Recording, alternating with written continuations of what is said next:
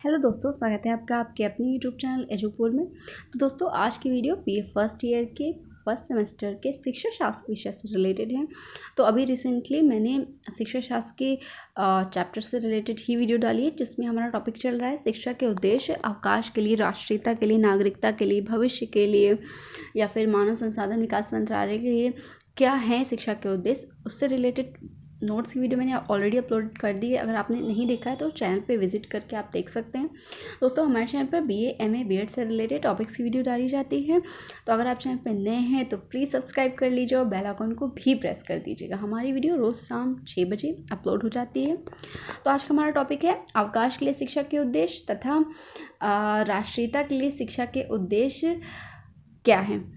तो चलिए video start करते हैं। वीडियो अच्छी लगे तो लाइक कर दीजिएगा। आज टोटल 35 मोस्ट इंपॉर्टेंट क्वेश्चन हैं जिनके बारे में हम बात करने वाले हैं। पहला क्वेश्चन है, ऐसा समय जिसमें व्यक्ति जीविकोपार्जन संबंधी कार्य ना करता हो कहलाता है? बेरोजगारी, अवकाश, दिनचर्या, कोई नहीं। यानी वो वक्त जब हम अर्निंग नहीं कर रहे हैं या फिर अर्निंग से रिलेटेड काम को नहीं कर रहे हैं, तो ऐसा काम कब नहीं होता है? जब वेकेशंस हो, यानी अवकाश। तो इसका सही आंसर है अवकाश। नेक्स्ट क्वेश्चन है, अवकाश हो जाना। पहला, कम समय, अधिक समय, फुर्सत का समय, सभी।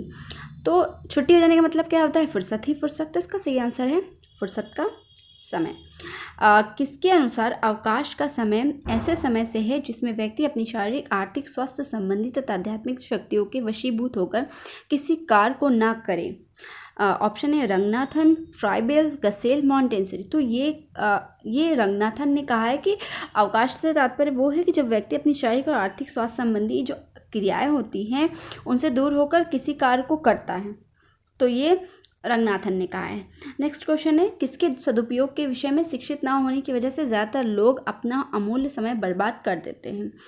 बेरोजगार, अवकाश, दिनचर्या, कोई नहीं। यानी जब आपकी छुट्टी होती है तो आप अपनी उन छुट्टी का अच्छी जगह यूज़ करेंगे तो वो बर्बाद नहीं होता। लेकिन अगर आप अच्छी जगह यूज़ नहीं करते हैं, ऐसे ही फालतू में वेस्ट कर देते हैं, तो क्या होता है, उसका कोई लाभ तो होता नहीं है, वो वेस्ट में चली जाती। तो इसे क्या कहते हैं? छुट्टी का हमें सही सदुपयोग करना चाहिए। अब जैसे जो स्टूडेंट्स होते हैं उनको अगर वेकेशन मिली है तो वो ज़्यादा से ज़्यादा अपनी स्टडी में वर्क करें। जो वर्क करने वाले, जॉब करने वाले लोग हैं, उन्हें अगर वेकेशन मिलती है तो वो किसी ऐसे काम में अपने वेकेशन को फैमिली के साथ टाइम स्पेंड करे या कुछ ऐसे काम को कर ले जो ज़रूरी है उन दिनों करना, जो पेंडिंग पे हैं। तो अपने वेकेशंस का हमेशा यूजेस करना चाहिए, किसी भी चीज़ का वेस्टेज नहीं करना चाहिए। नेक्स्ट है, अवकाश को लोग खराब कर देते हैं। गपशप करने में, ताश खेलने में, घूमने में, सभी में। यानी जब छुट्टी होती है तो लोग यही सब करते हैं, खेलते हैं, गपशप करते हैं, गॉसिप्स करते हैं, घूमने फिरने। तो इन सभी में छुट्टियाँ कभी कभी वेस्ट भी हो जाती हैं और ज़रूरी काम अटके रह जाते हैं।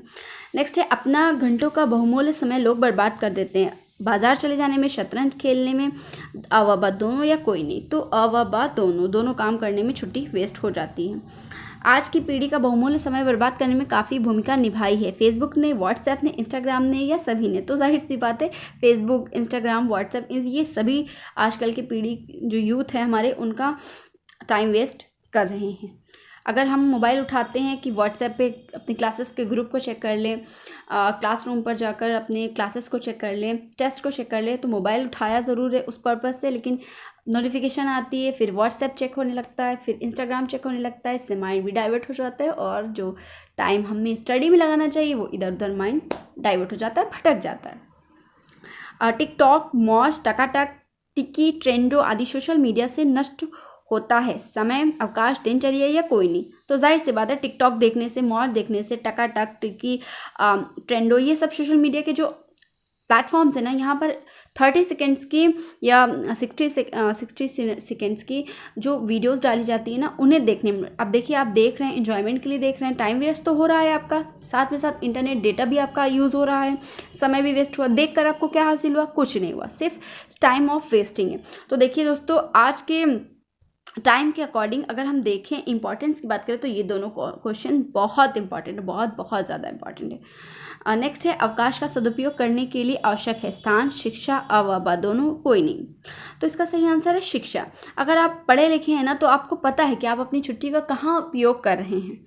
तो इसके लिए शिक्षा बहुत आवश्यक है। नेक्स्ट है बालक को प्रारंभ से ही समय के मूल का ज्ञान देना और उसके सदुपयोग की देनी चाहिए। तो इसके ऑप्शंस हैं स्थान, शिक्षा, आववा दोनों या कोई नहीं। तो शिक्षा, अगर हम अपने बच्चों को सही किसी भी चीज़ का सही यूजेस करना नहीं सिखाएंगे तो वो वेस्टेज ही करेंगे। अगर हम अपने बच्चों को बताएं कि बेटा सोशल मीडिया के ऐप्स देख रहे हैं, इससे सिर्फ टाइम वेस्ट हो रहा है, हासिल कुछ भी नहीं हो रहा है, तो जब हम उन्हें शिक्षित करेंगे ना तो वो गलत कामों से रुकेंगे। नेक्स्ट है आत्म प्रदर्शन किसकी स्वाभाविक भावना होती है? स्थान, शिक्षा, व्यक्ति या कोई नहीं। तो इसका सही उत्तर है व्यक्ति। नेक्स्ट है अवकाश के सदुपयोग में किसका बड़ा ही महत्वपूर्ण स्थान है? स्वस्थ मनोरंजन, शिक्षा, व्यक्ति या कोई नहीं। तो अवकाश के जो टाइमिंग होती है उसका सही अगर आप यूज करें तो स्वस्थ मनोरंजन करना चाहिए, फैमिली के साथ टाइम स्पेंड करना चाहिए। नेक्स्ट है किसके सदुपयोग के लिए व्यक्ति का कोई व्यासंग या हॉबी होना नितांत ज़रूरी है? स्वस्थ मनोरंजन, अवकाश, शिक्षा, कोई नहीं। तो इसका सही उत्तर है अवकाश। यानी अवकाश, छुट्टी मिली है तो आपकी कोई हॉबीज़ है, कुछ है जो आप वीकडेज में नहीं कर पाते लेकिन वीक ऑफ में आप कर पाते हैं, तो उसके लिए अवकाश कंपलसरी है। व्यासंग किसी भी प्रकार का हो सकता है, जैसे चित्रकारी, बागवानी, गीत, संगीत, सभी।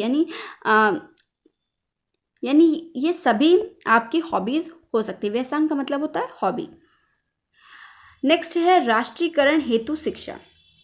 पहला क्वेश्चन है शिक्षा का किससे घनिष्ठ संबंध है? विज्ञान से, आजीविका से, राष्ट्रीय एकता से, इनमें से कोई नहीं। तो इसका सही उत्तर है राष्ट्रीयता से। यानी हम शिक्षित हैं तो अपने राष्ट्रीयता की ओर ज़्यादा जोड़ रहे हैं, अपने देश प्रेम की भावना को ज़्यादा जागृत कर रहे हैं, ज़्यादा उससे मतलब कि उससे कनेक्ट हो पा रहे हैं। तो शिक्षा हमारी राष्ट्रीय एकता से ज़्यादा संबंधित होती है। शिक्षा ही व्यक्ति को उचित व्यवहार करने पे, अपने सोशल चीज़ों को कंट्रोल करने में, ऑर्गेनाइज करने में महत्वपूर्ण भूमिका निभाती है। दोस्तों वीडियो में आगे बढ़ने से पहले बता देती हूँ कि इन दोनों चैप्टर से रिलेटेड ये क्वेश्चंस बहुत इंपॉर्टेंट है। अगर इस चैप्टर से रिलेटेड एग्जाम में क्वेश्चन आएंगे तो इससे बाहर तो नहीं आने वाले, और वो दोनों क्वेश्चन जो मैंने सोशल मीडिया के बताए वो भी बहुत इंपॉर्टेंट है, तो अपने माइंड में ज़रूर रखिएगा। नेक्स्ट है इनमें कौन सा राष्ट्रीय एकता को विकसित करने का एक प्रभावी साधन है? राष्ट्रभाषा, जनतंत्र, शिक्षा या सरकार? तो शिक्षा। नेक्स्ट है राष्ट्रीय एकता किसी जाति, भाषा, धर्म या भूगोल पर आधारित नहीं बल्कि वह राष्ट्र के प्रति अपनत्व की भावना पर आधारित होती है। यह परिभाषा किसकी है? Smith, Raymont, Dewey, Humayun Kabir. तो इसका सही उत्तर है हुमायूं कबीर।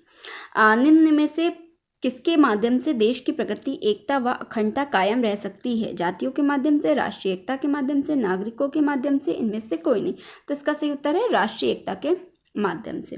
राष्ट्रीय एकता की हर देश को हर समय आवश्यकता है किंतु भारत के लिए इसकी कहीं अधिक आवश्यकता है। यह कथन किसका है?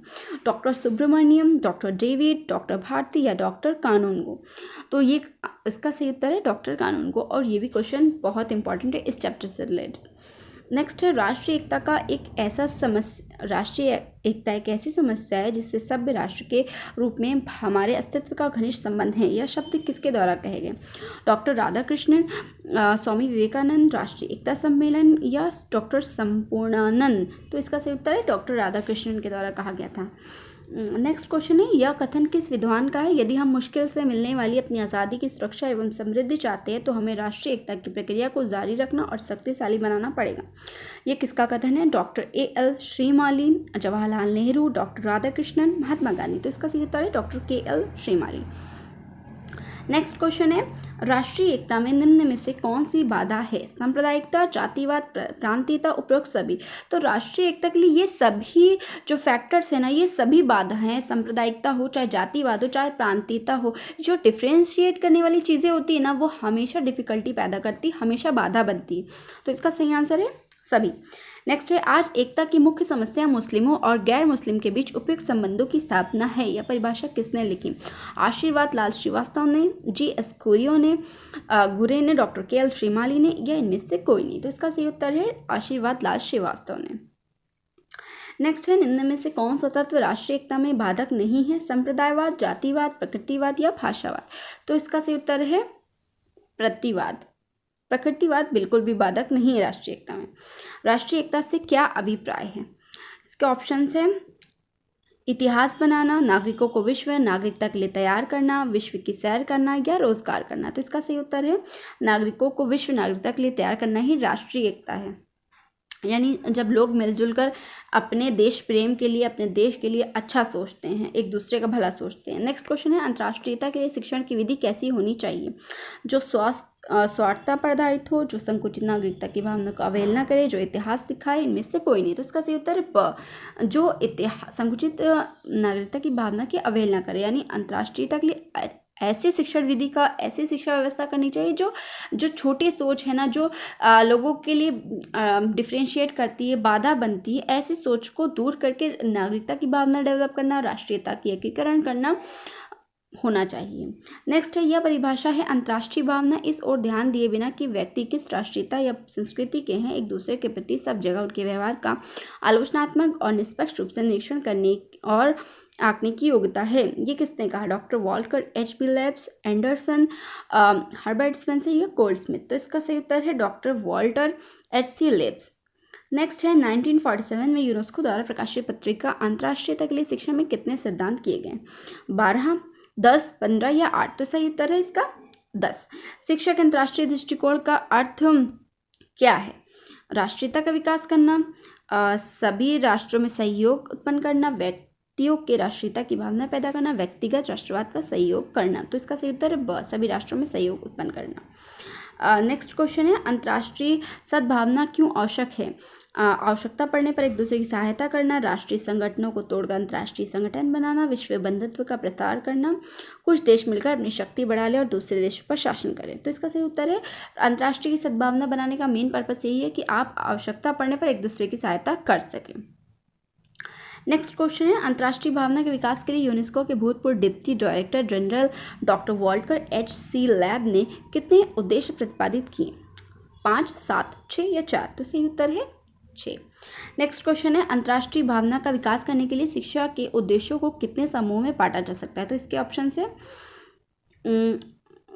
3, 2 या 5 या 4? तो इसका सही उत्तर है 2। यूनेस्को में ई शब्द किसके लिए है? एस्ट्रन के लिए, एजुकेशनल के लिए, इकोनॉमिक्स के लिए या एनवायरमेंटल के लिए? तो यूनेस्को एक ऐसी संस्था है जो एजुकेशन यानी शिक्षा के क्षेत्र के लिए काम करती है। तो इसका सही उत्तर होगा ब, एजुकेशनल। यूनेस्को में ई का मतलब है एजुकेशनल। राष्ट्रीयता और अंतर्राष्ट्रीयता एक दूसरे के पूरक है, संबंधित नहीं है, समांतर प्रत्यय हैं, विरोधी प्रत्यय। तो राष्ट्रीयता और अंतर्राष्ट्रीय एक दूसरे के पूरक है या फिर एक सिक्के के दो पहलू हैं।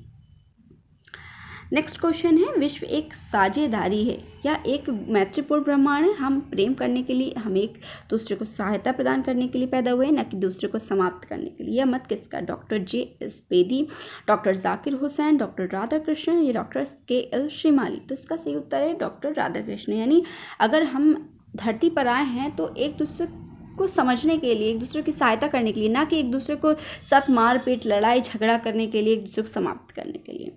नेक्स्ट है, अंतर्राष्ट्रीय शिक्षा विभाग को प्रथम विश्व युद्ध के बाद किसने राष्ट्र संघ में मिलाने का प्रयास किया?